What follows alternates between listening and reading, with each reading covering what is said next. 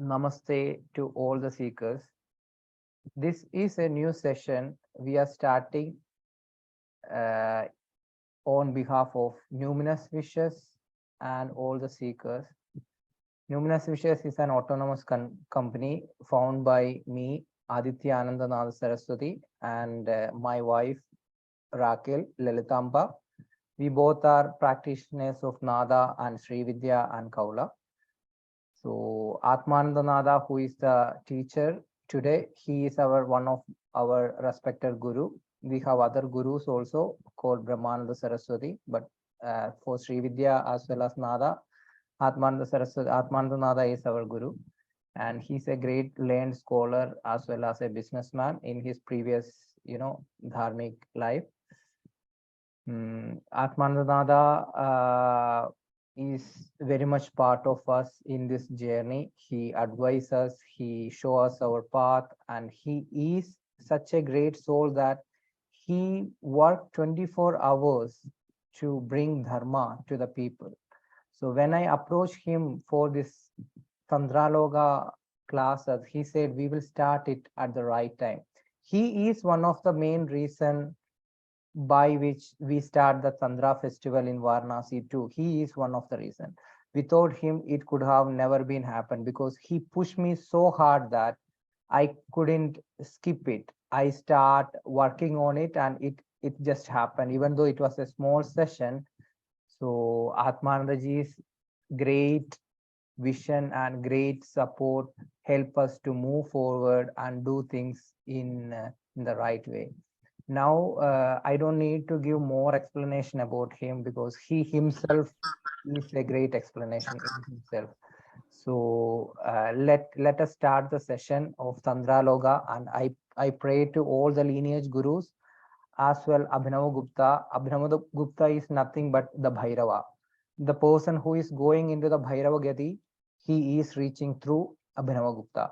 So I'm requesting Atmanandaji to start the session. It's a 41-minute session every month on the last Sunday. So let's him start it now. Jai Ma Jai Guru.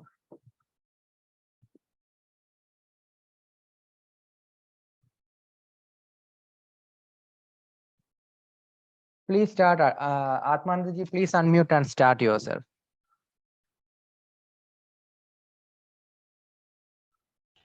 Yeah, I could make it. Yeah. There's one more.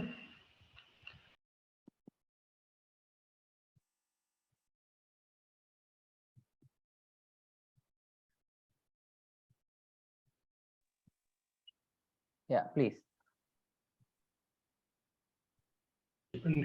Why you unmuted now?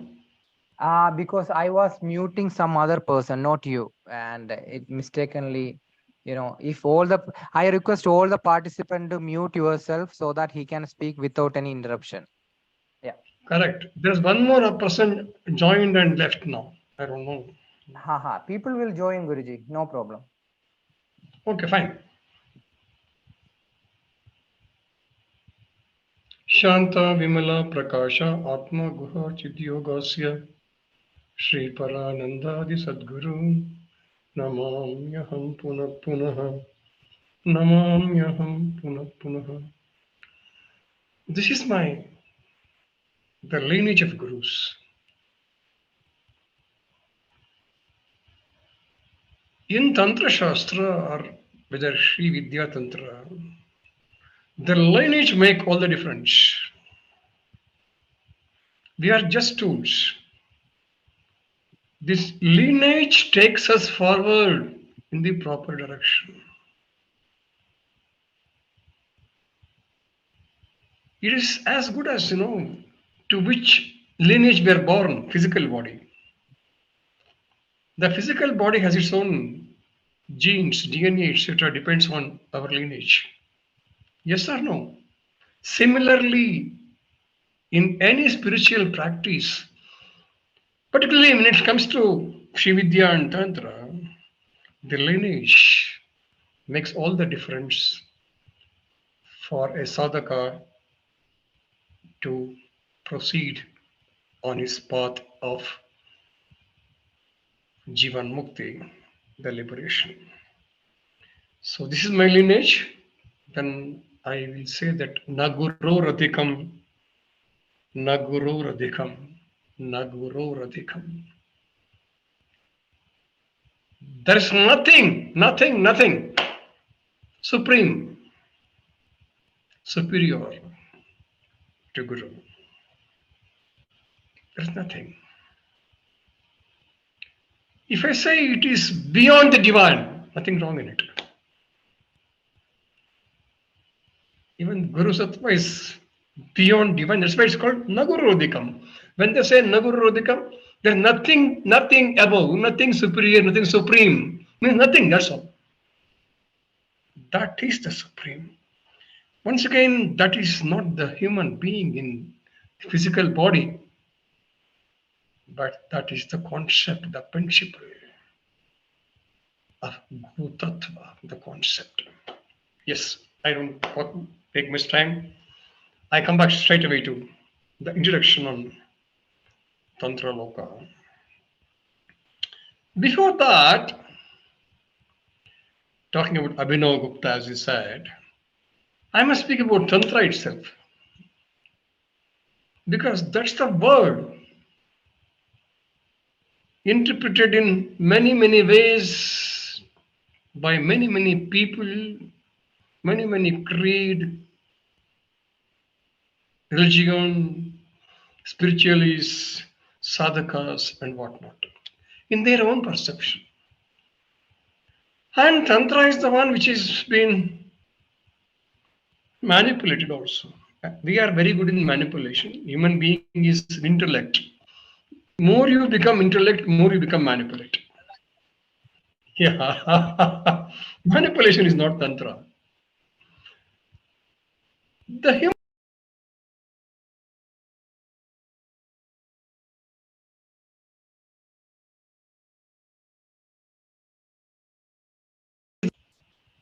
Okay.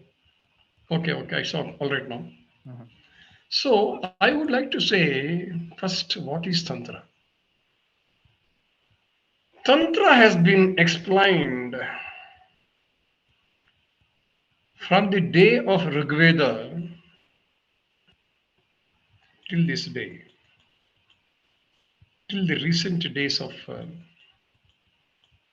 the Bhaskara Mukhin, a great Sri Vidyapusaka.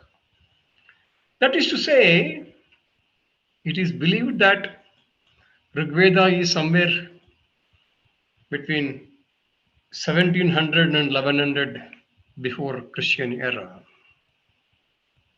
From that day, even Tantra is referred in Sri Vidya, Vedas, that should be known.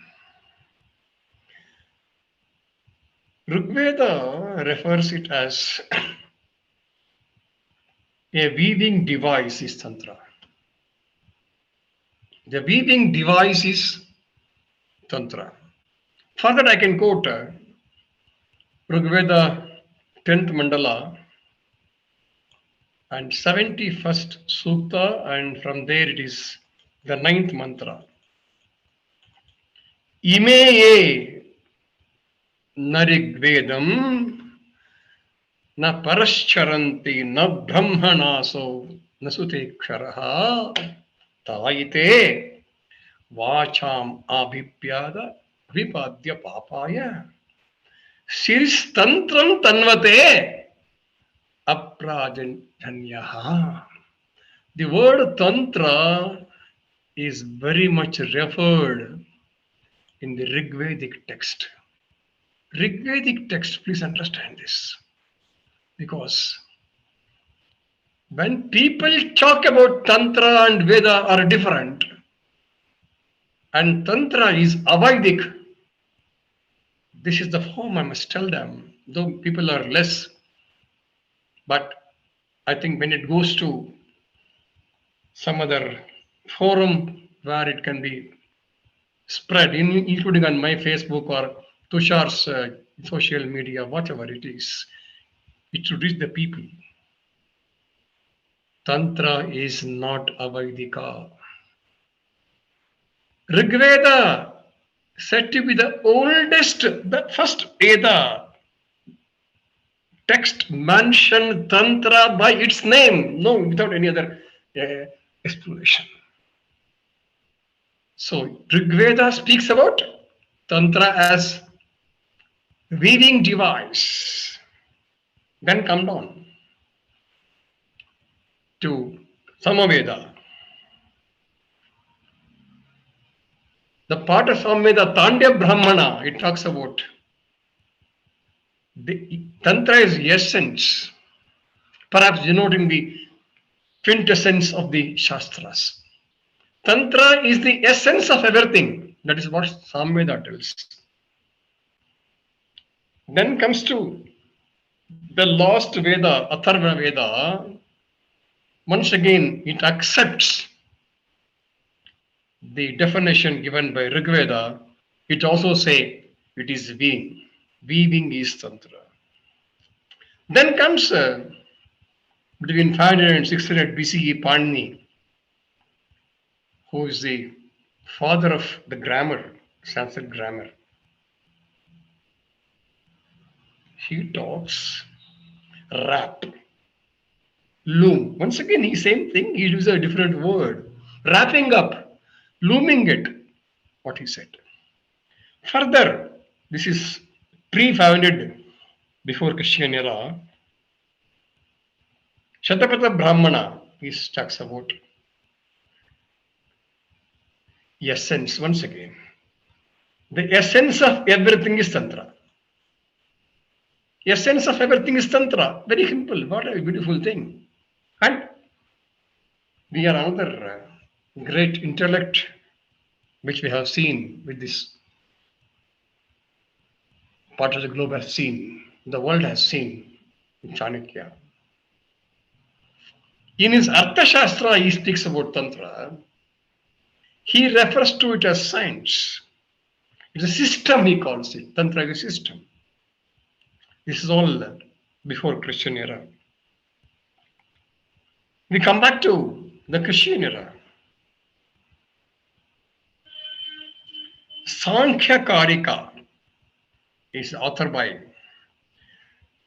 one called Ishvara Krishna, the Karika, seventh, he says. According to him, it's a doctrine.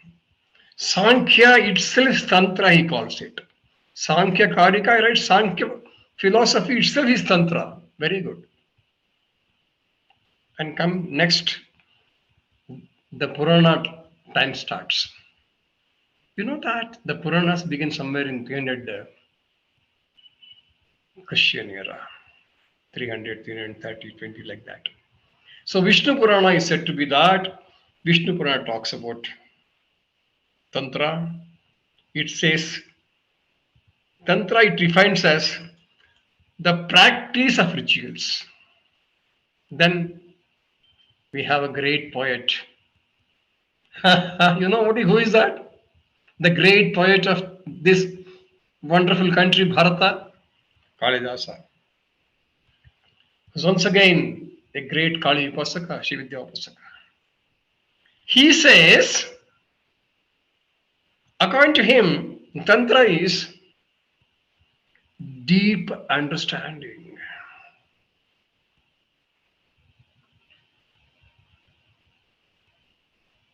Understanding a subject very deeply is Tantra. Or having a mastery over a topic is Tantra. It is Kalidasa. Then we can come to inscription. Shasana we call it in local language. Inscription on the stones, which was there earlier. The inscription on the stones in Rajasthan that says worship techniques. Tantra Bhuta, it's called it. Tantric practices, it calls. Then comes to commentary on Mimam Sutra. That's in 550 CE. That speaks about the thread. once again, looming thread of same, beneficial action. Whichever is the beneficial action, that is Tantra. Then comes the Buddhist canon between 500 and 600 CE. The Chinese Buddhism canon, I think our Russian friend is listening to me now. I was told he's a Buddhist. That Chinese Buddhist canon, Vajrayana Tantra, is it not so? Vajrayana, they know. Vajrayana is a Buddhist Tantra. Yes. It defines Tantra as the set of doctrine, the set of practices is called Tantra. Then we go further. We come to 600 CE. There's the days of Kamika Agama or Kamika Tantra, it is called. It's a wonderful Tantra, Kamika Agama, Kamika Tantra. That tells Tantra as the extensive knowledge of what? The extensive knowledge of the principles of reality. I mean, the knowledge of the principles of reality.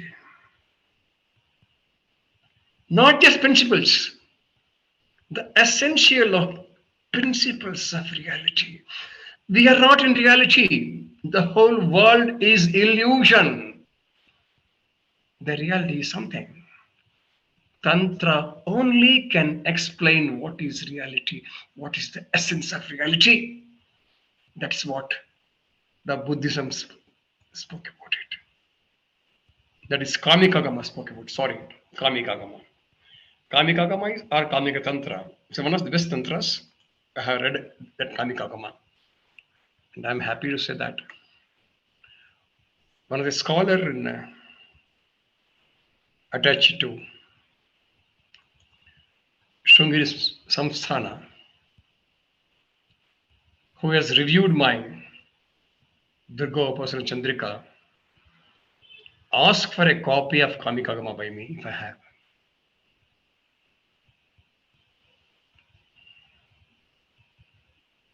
I have sent him the Kamikagama. Though Shrungeri is the Samsthana, the treasurer of a lot of text, in Kamikagama, I am happy that I could provide to its scholar. So Kamikagama is very, very important agamas, and that speaks about extensive knowledge, not simple knowledge of the principles of reality. And then comes another great scholar, Bana Bhatta, we have heard of it. He is between 600 and 647 Christian era. According to him, set of worship methods to goddesses. The first time it comes. The first time Tantra referred to goddesses. Otherwise, all knowledge of principles, reality, all is going on. Tantra, weaving, all that. The first time, the Bana Bhatta, between 606 and 647 CE, he came out with an explanation, set of worship methods to goddesses, to feminine divinity or matrikas. Then comes our hero. You know who is that? We're talking about Abhinava Gupta. 975 and 1025. Lived only 50 years. Philosopher. He refers in Tantra Loka the meaning of Tantra. According to him, the set of doctrines, set of practices, set of teaching, set of texts. And he also says, set of systems, they may also be called agamas. the first time, Abhinava Gupta said, there is no much difference, my dear, between Tantra Shastra and Agama Shastra. Yes, that is 975 and 1025, our great hero of Tantra Loka, which we are going to deal with. Maybe if Guru Mandala wishes, and if you are really blessed for another 12 months, every Sunday, the last Sunday, the hero of Tantra, Tantra Shastra, the master of Tantra Shastra, who has given the true Tantra Shastra to the world, Abhinava Gupta, he mentioned that. He's not stopped there. His disciple, Jayaratha, that is, he lived between 1150 and 1200. He, in his commentary on Abhinava Gupta, mostly I rely upon his commentary on Tantra Loka when I talked about Tantra Loka during the discourse that's going to be part of our this thing for a few more days to come, all these 12 months, whatever it is. I rely upon Jayaratha's commentary on Tantra Loka. He repeats his Guru's statement or understanding of definition. He said, set of doctrines or practices, teachings. Then comes another hero, Bhaskar Raya, known as Bhaskara Makin. Lived between 1690 and 1785, who wrote Bhashya for Lalita Sahasranama, who wrote Bhashya for Durga Saptashati called Guptavati. He has mentioned meaning of Tantra as system of thought. Wonderful. Set of doctrines and set of practices, all put together is Tantra. So now with this, we understand what Tantra is before entering to the world of Tantra. Is it not so? Should we not know what is Tantra before entering that? We should know where we are going to enter, what Tantra is. This is the different explanations. Another great explanation I found. People agreeing, disagreeing is left to.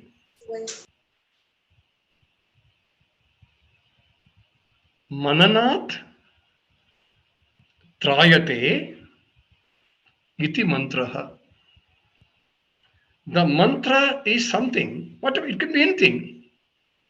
Even if I call Tushar, Tushar, Tushar, Tushar can become mantra. Provided it protects me. It protects the body, mind, soul, everything. That means whichever is chanted mentally, if it can protect us physically, mentally, and at soul level, that is mantra. The same principle if you apply to define Tantra,